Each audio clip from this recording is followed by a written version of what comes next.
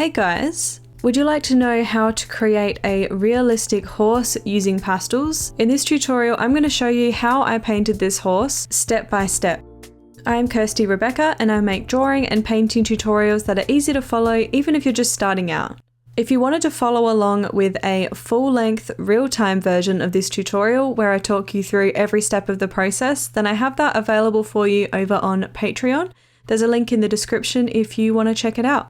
So for the background, I wanted it to be quite dark, but I wanted to include some of those blues and reds that I can see throughout the reference photo because there's a lot of those colours reflected in the horse as well. So I went through with my pan pastels and added in quite a few dark colours along with some blues and reds in there as well. And I made sure to keep the darker colours more towards the corners and the edges and then put a little bit of a lighter colour more towards the eye area, just because that will help bring the attention into that eye area. And then I'm also coming into the horse itself with a smaller tool, and these tools that you use to apply the pan pastels are called soft tools, that's SOFT, and I'm blocking in all of the different colours that I can see throughout the horse. So I've actually taken my reference photo and hyped up the saturation quite a bit, and that's bringing out a lot of those blues and purples and reds that you can see, because at the moment it doesn't look very realistic at all, but a lot of these blues and reds and purples actually show through underneath that sort of brown colour that the horse actually is. So by blocking in these colours in the base layer, when you come through with a bit more realistic colours on top, it will start to look a lot more realistic and vibrant and just a bit more interesting than if you just went in with browns. And if you wanted to know a little bit more about pan pastels and how to use them, I will leave a link in the description to a beginner's tutorial that explains everything that you need to know about pan pastels. When I work with pastel, I always make sure to blend in between each layer, so I'm actually just using a cotton tip to do that. And the reason that I blend the pastel in between each layer is because it actually pushes that pastel into the tooth of the paper. So when you're working with this medium, or any medium in general, there's only a certain amount of layers you can add before you fill up that tooth of the paper or the grain of the paper. So by pushing that pigment into the paper by blending, it will help you be able to add more layers on top. It stops that pastel from sort of sitting on the surface. It also blends the pastel a little bit together, so it sort of softens out the colours a little bit and just gets rid of some of that excess pastel dust as well. So here I'm coming in with my pastel pencils. I'm using a mixture of the Faber-Castell Pit Pastels, which are the ones with the wooden barrel, and also the Stabilo Carbothello, which are the ones with the coloured barrel. So I'm just looking at each section of my reference photo and starting to add in some of those colours that I can see in there. So I am still adding quite a few blues and oranges and reds and purples and that kind of thing throughout the piece, but I am picking slightly more realistic colours, so colours that are a little bit closer to the reference photo. And I'm just starting to build up some of that fur texture. In some of the areas, you can see a little bit more of that fur than in other areas. So for example, on the ear, you can see a little bit more of those fur strokes, whereas on that highlight part of the bridge of the nose, it's really quite short there and really quite lit up, and you can't see a lot of the texture of the fur. So I'm paying attention to those kinds of things and adding in the direction of the fur where I can see it in my reference photo, and then where I can't see it, I'm not adding that in there. It's going to look a lot more realistic if you do that, because if you try and add fur detail over the entire horse and it's not actually like that in the reference photo, it can look a little bit, it doesn't look as natural that way, and it can look a little bit wiry. Before I show you the next step, if you'd like to improve your drawing and painting skills even further, then my Patreon channel is the solution for you. From as little as $4 per month, you will have access to every tutorial that I've previously uploaded on your chosen tier level in a variety of mediums like pastel, coloured pencil, charcoal, watercolour and more. There are tutorials available for a range of subjects like wildlife, birds, landscapes, still life, flowers and portraits. If you would like to view the entire Patreon tutorial library before joining us, I'll also leave that link in the description for you as well. Not only are my tutorials full length, real time and fully narrated with clear instructions and explanations, but you will also have access to the original reference photo, a traceable outline, and a list of supplies including the exact colour names I'm using, so you really can relax and follow along every step of the way. Every month, I upload brand new tutorials to the Patreon library, so you can grow and develop your drawing and painting skills and take your art to the next level. You can also join in on our members chat group where you can ask questions or advice or share your artwork, and you can talk to other members in the Patreon community. And the best part is that there are no lock-in contracts, so you can upgrade or downgrade to a different tier level, or you can cancel your pledge at any time if Patreon isn't right for you. So why not give it a go? The link is in the description if you want to check it out. So in a lot of the dark shadows, I'm coming in with a really dark blue to start with. So it's more of an indigo or like a navy kind of color. And the reason that I'm not going straight in with black, even in the areas that look super dark in my reference photo, is because if you just use black by itself, it can look quite flat. It sort of looks a little bit dull, whereas if you mix in other colors like blues and reds and purples and that kind of thing, depending on what you have in your reference photo, it will look a lot more natural. It will look really rich and vibrant in comparison to using just black by itself, which can look quite dull. And then I'm coming back through with the cotton tip to blend again.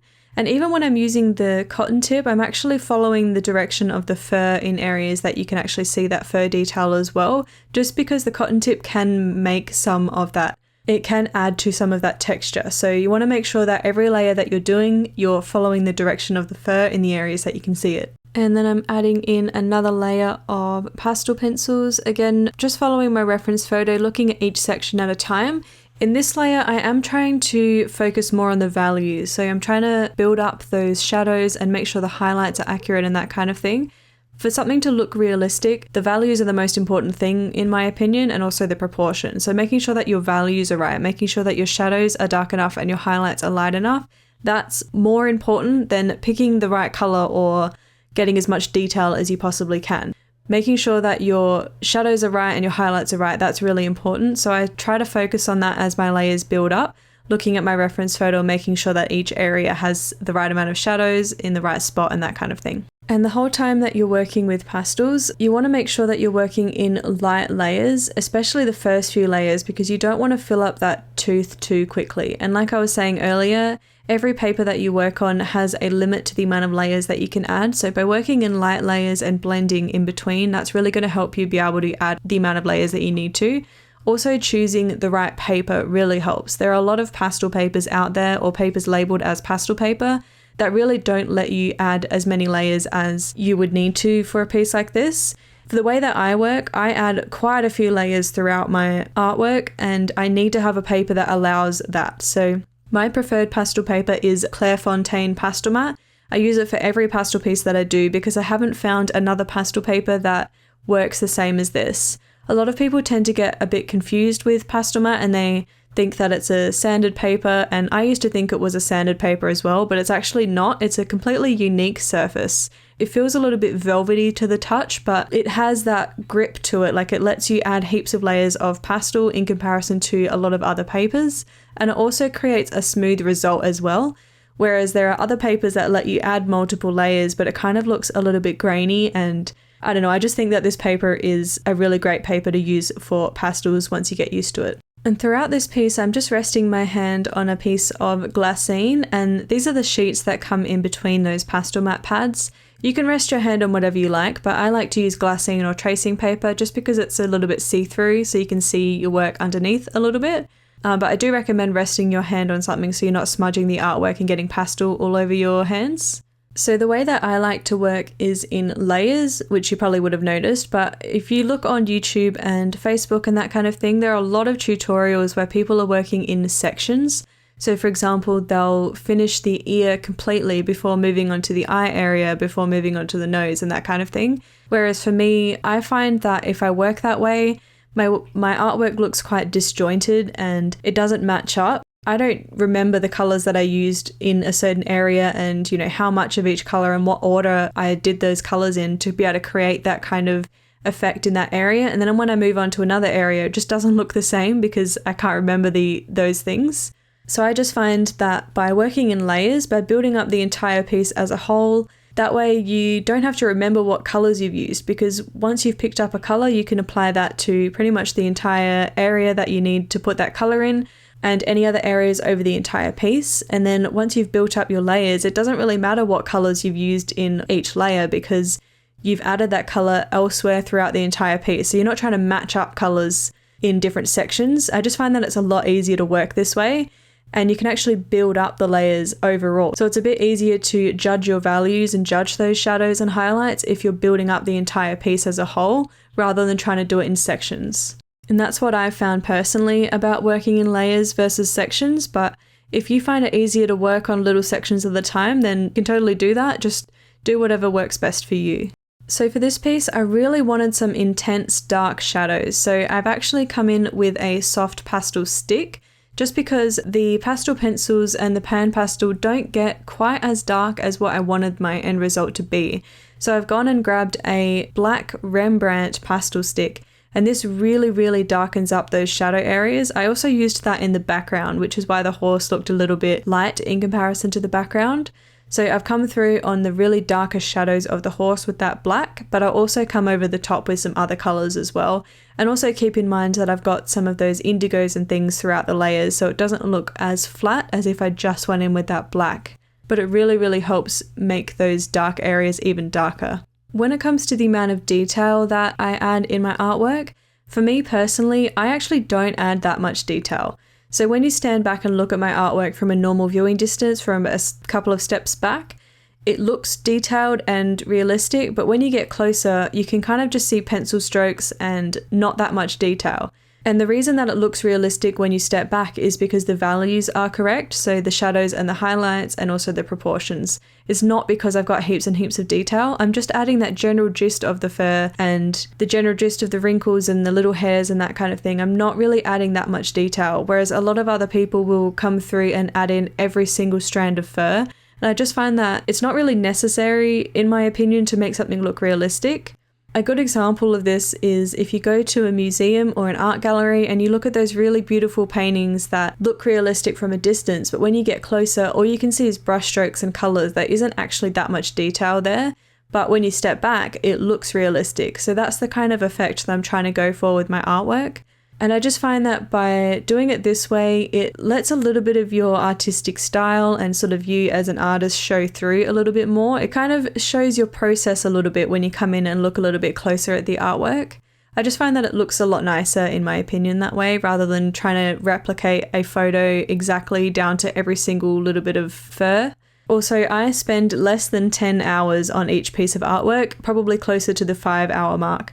And in the past, I used to spend a lot longer than that, probably 3 or 4 times the amount on my artwork to try and get it to look exactly like the photo and have every strand of fur in the right spot. But I just found that when I step back, you can't really tell the difference between the pieces that I spent 40 hours on and the pieces that I spent 5 hours on.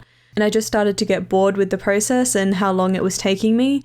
And then I realized that it's not actually essential to make something look realistic to have all of that detail in there. So if you're anything like me, just take a couple of steps back from your artwork, and if it looks realistic, and then that's all that matters. If you're adding in detail that you can't actually see from a couple of steps back, then it probably doesn't really need to be there. If you'd like to learn a bit more about pastels, I have a playlist on the screen with a bunch of different tutorials that I think you might find useful, so click on that and I'll see you over there.